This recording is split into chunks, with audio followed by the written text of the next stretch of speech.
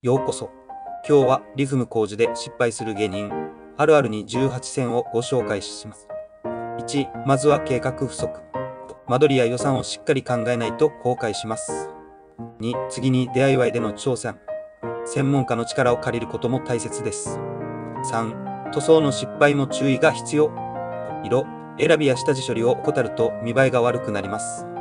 4、水回りのリフムでは配管工事の重要性を理解しましょう。5、床材の選択ミスも多いです。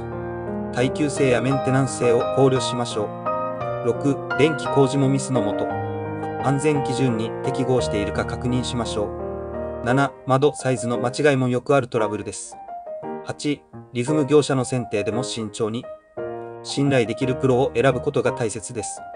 9、収納スペースの確保も見落としがちなポイントです。10、設計図の不備も問題となります。11、壁紙の貼り方にもコツが必要です。12、照明計画も重要。明るさや配光を考えましょう。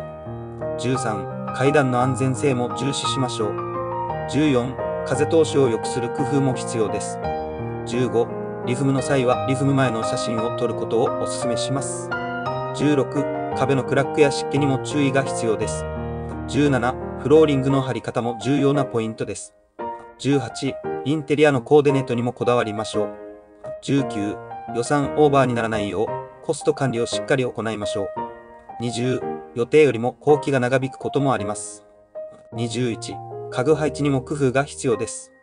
22、窓やドアの取り付けにも時間をかけましょう。23、外壁のメンテナンスも怠らないようにしましょう。24、キッチンの水回りも重要なポイントです。